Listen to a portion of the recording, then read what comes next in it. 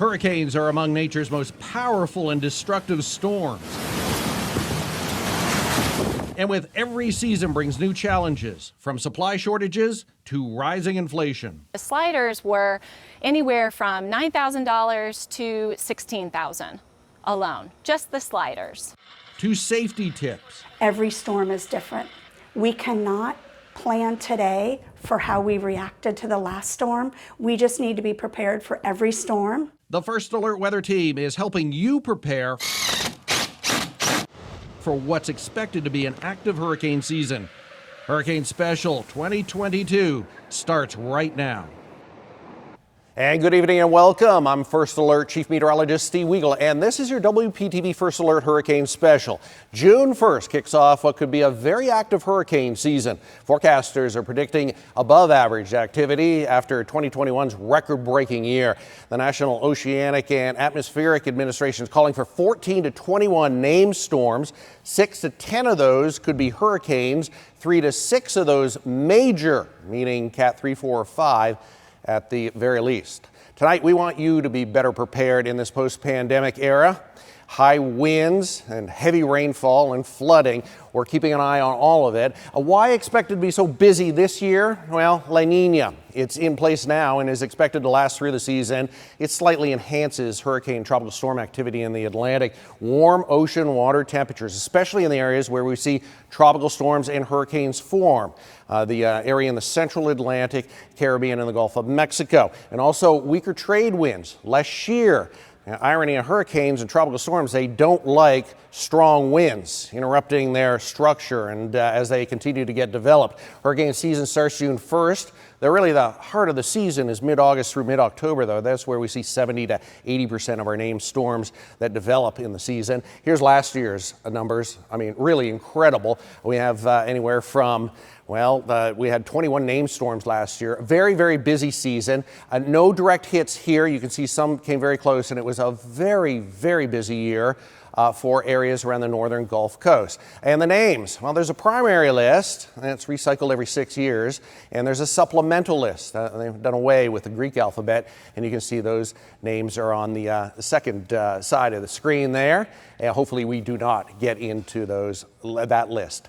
All right, hurricanes bring numerous threats to life and property, and if you haven't already started to prepare, now is the time. And WPTV's Katya Hall walks us through the easiest way to do that. Every storm is different. We cannot plan today for how we reacted to the last storm. We just need to be prepared for every storm. And part of preparing means making sure your home is all good to go. This includes protecting your exterior windows and doors. You can do this by installing hurricane impact windows and doors, or you could use something like shutters, panels, or plywood. But whatever you do, don't wait. Because you may go on a wait list for a while if you plan to order hurricane shutters, so you need to look at what you need now. That's why we encourage people, understand what your home is now and start preparing for the next storm. Clean gutters, trim trees, and clear debris. People need to do that maintenance now, well before a storm. The time right before a storm is not a time to cut down that dead pine tree. Secure loose outdoor items. These could become projectiles during a storm. Things like coconuts, garbage cans, lawn furniture.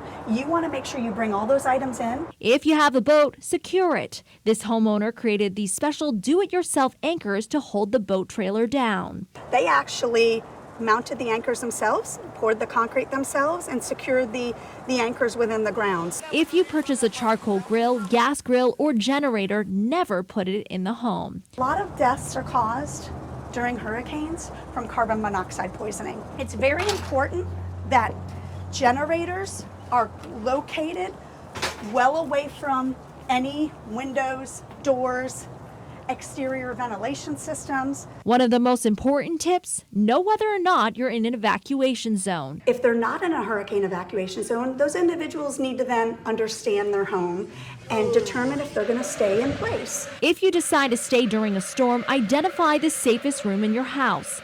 This is an interior room with no windows and doors. So in the event something happens to your home, bring in a mattress, bring in blankets, bring in your disaster supply kit, your pets, your loved ones, and just hunker down until the storm's over. I'm WPTV First Alert Meteorologist Katya Hall.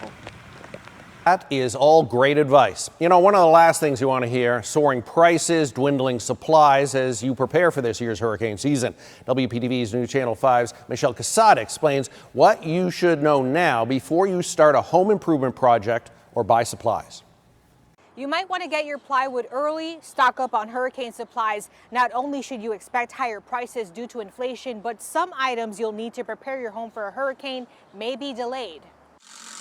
You've seen the ongoing neighborhood construction projects, new roofs, hurricane impact windows, and if you plan to upgrade, experts say now is the time. As an industry, I'd say we're still on the longer end of a delivery time. Tack Renata, a home improvement expert in South Florida, says delivery time for hurricane impact windows can take anywhere from 4 to 6 months.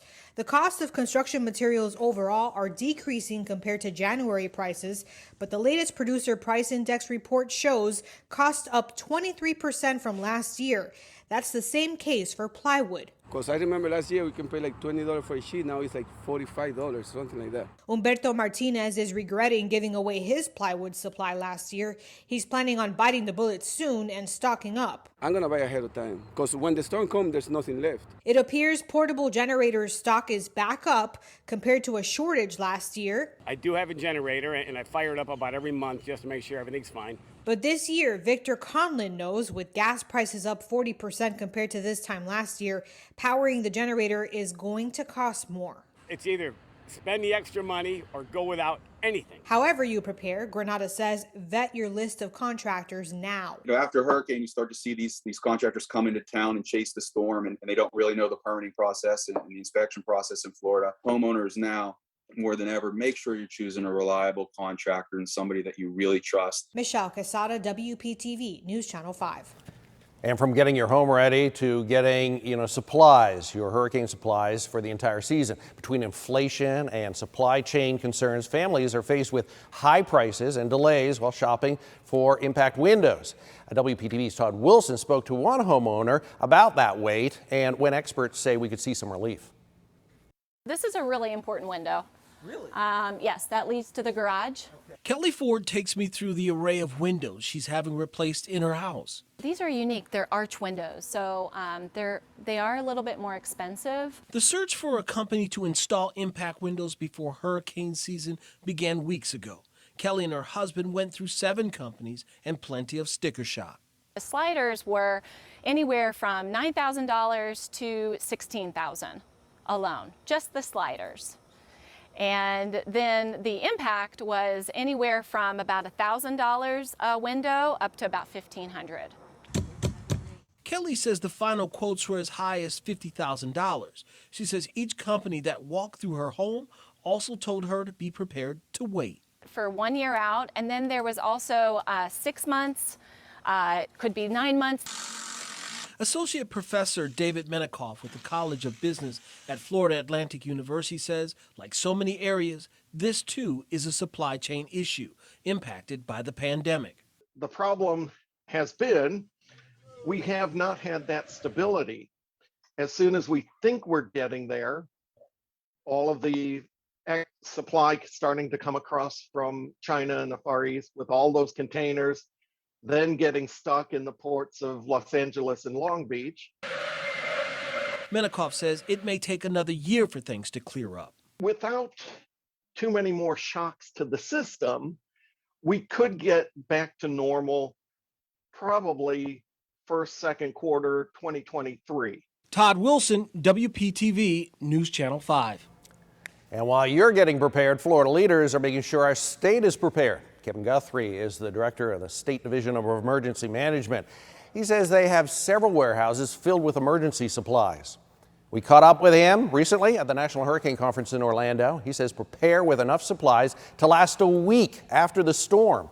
Also, he says to follow the phrase, know your home, know your zone. We want people to know what zone they live in to evacuate, but we also want them to know what their home is. In other words, was your home built before or after Florida Building Code standards? That's a very, very important date. And one thing many of us know and dread, the aftermath of the hurricane, is losing power. Outages can last for days, even weeks at a time, but FPL says it's working to improve them. Here's First Alert meteorologist James Whelan with the future of power lines in Florida.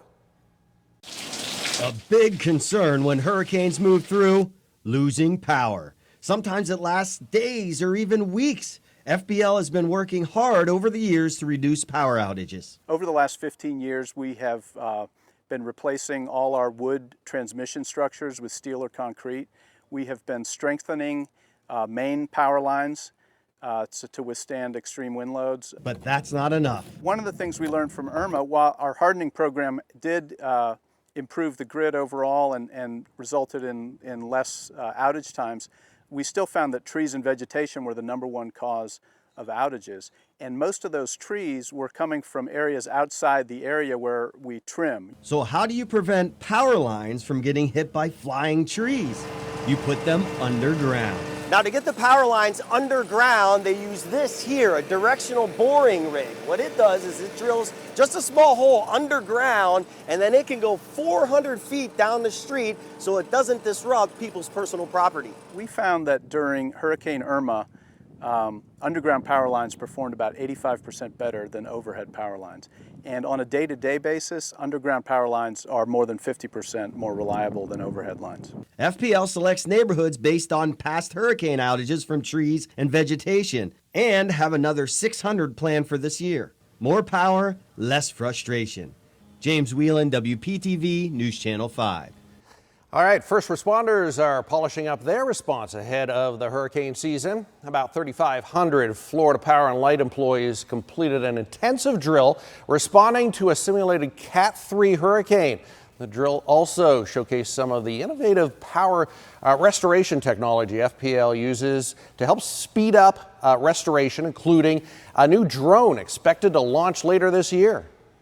This is a great tool for us to be quicker out to assess the energy grid, identify impacts that a severe storm has made to the grid, and getting our crews out there to restore power safe and as quickly as possible. And while FPL says it is more prepared for hurricane season than ever before, it reminds us that no system is hurricane proof, and we will all have to have a plan in place. Knowing exactly when and where a hurricane will hit can save lives, and students at FAU are designing, constructing, and installing unique systems that help NOAA researchers predict just that. First Alert meteorologist Steve Villanueva shows just how they use this new technology and how it's at the forefront of hurricane science. Just putting in this board here. Engineering students at FAU are in the forefront of the future of hurricane science. Students here have been building and installing the next generation of weather monitoring stations across the Southeast. The stations measure all kinds of information used by meteorologists for analysis and forecasting, plus computer scientists use the information to create weather models. They are very similar to sensors used by the National Weather Service across the U.S., but these are much more cost-effective since they require less maintenance. We focused heavily on tools that allow us in real time to understand where the network is performing well, and then, perhaps there are areas where the network isn't performing as well, and then we can dispatch our crews in a sensible, intelligent kind of way to optimize our resources. Most of the sensors are in Florida and in South Carolina, with plans to expand even farther. Many of the materials used are created in this lab using 3D printers.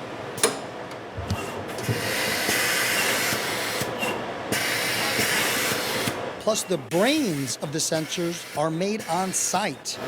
This machine has been a game changer, allowing them to build computer chips in seconds where it used to take them hours. This thing takes 22 seconds to finish this PCB. Now, in addition to weather stations, they also created a micro sensor for the ocean. This right here is a micro buoy. This is one of the projects the students here are working on. The goal is to place them in the ocean ahead of tropical systems in order to better understand flooding. Now, all of this was designed and built right here at FAU.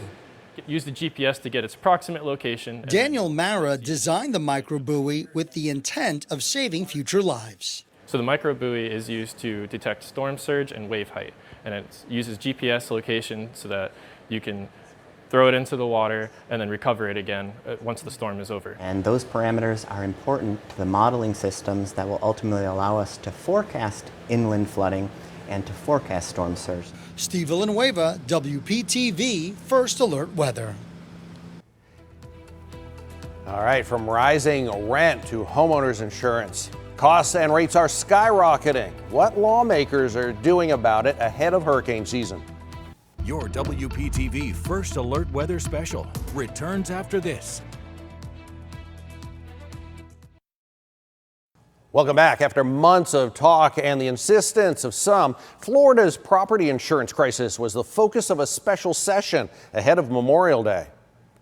Among the items having lawmakers' attention, roofing reform, an effort to curb frivolous litigation, driving up costs and easier insurer access to prevent companies from failing. WPTV anchor Mike Trim shows us the issues facing homeowners and what you can do in the meantime to save some money.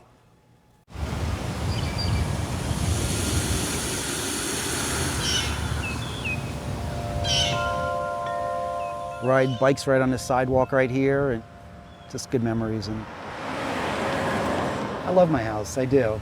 Dave Lefkowitz has lived under this roof in his Wellington home for more than 2 decades. I love living here. I've been here for 22 years. I raised my kids here. It's a wonderful neighborhood. But this roof is likely the reason his insurance company dropped him this year, even though it's in great condition and he's never filed an insurance claim. This is just another straw that's thrown on my back. You know, there's just so many additional costs right now. The news came in a letter. Taking this action to reduce the overall exposure level to related catastrophic loss. It didn't exactly say his roof was the problem, but Lefkowitz's insurance agent told him because it's more than 20 years old, replace it if he wants to get on with another insurance company. Over the past year, more than 150,000 Florida homeowners have received similar non-renewal letters. Insurance agents like Lee Wigglesworth are busy in the Palm Beaches and Treasure Coast, and roofs seem to be the big problem. When roofs at a certain age are getting replaced by the neighborhood, they're closing zip codes, closing counties. They're saying, hey, we're not going to do any roofs 12 years or older. It's leaving homeowners facing tough decisions with little options. So what can you do to lower your premium right now? You can still call around to other companies and try to get a lower rate. If you can afford it, install impact windows or at least some sort of hurricane shutters for your windows. But you really need to talk to your insurance company about your roof sooner rather than later. And Wigglesworth says do that through an agent. They can call the underwriter, they can speak reason. We've been able to, it's not a common thing, but we've been able to overturn non-renewals. We've been able to show either a roof's been replaced or a roof's been repaired. Because we are inching closer to hurricane season when having insurance is peace of mind. And I'm really glad that, you know, you're bringing attention to this. I hope the right people see this. I hope the legislators, I hope the government officials see this and something is really done because consumers need additional protection. To protect them from an insurance storm that hopefully won't price them out of paradise. And here's another issue. We've seen it here before with hurricanes. Price gouging. It's a concern before and after a hurricane, and the Attorney General wants to hear from you. If you think you've seen it happening during a hurricane, the governor is likely to declare a state of emergency, which makes it illegal for businesses to raise prices and overcharge customers for goods as they might see it with a direct result of an emergency. If you experience any item from groceries to gas to be much more expensive than it usually is, you need to reach out to the AG's office. And there is a price gouging hotline you can call at 1-866-9-NO-SCAM or visit myfloridalegal.com and download the No Scam app on your smartphone. Keeping safe on the water is no easy task. Storm clouds and hurricanes are always a risk. Boats need to be ready. First Alert meteorologist Kate Wenzel shows us some of the simple steps you could take to get your boat ready for hurricane season. South Florida is a paradise for boaters, but when a hurricane threatens, finding a place to store it safely is important. One option is in a slip with calm waters. It becomes nice and calm. There's just all that wind. We're protected from it by all these trees. So what we do is we oriented our slips to where the bow of the boat is basically directly into the wind, most aerodynamic. It's a great little spot for hurricanes. We fill slap up for every storm. If your slip is located in a windy spot, you'll have to have some heavy rigging. So as you can see, as soon as you get out from behind those trees, now it's blowing.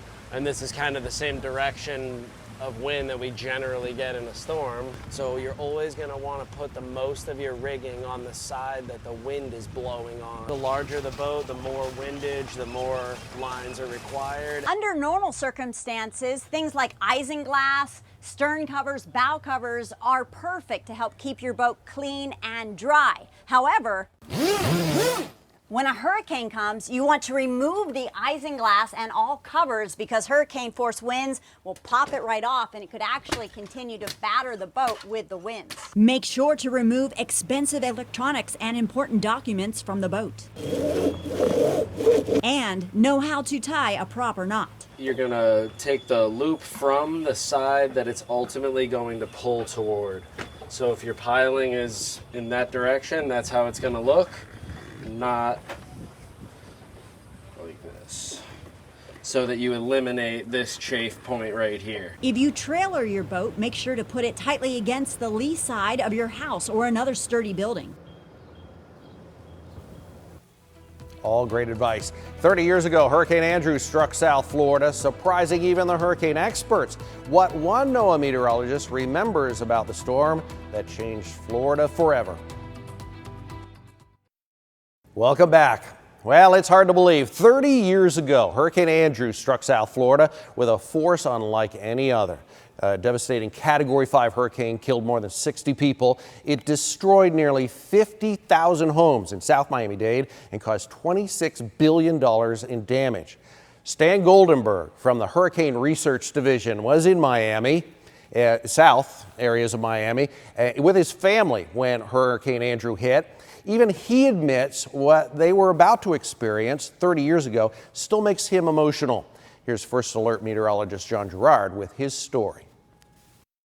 No one was prepared for the power that Hurricane Andrew was about to deliver, not even a NOAA scientist. It was a surprise at what a Category 5 hurricane could do to a city with as strong of a building code as we had, to houses that weren't affected by storm surge. That really was a surprise.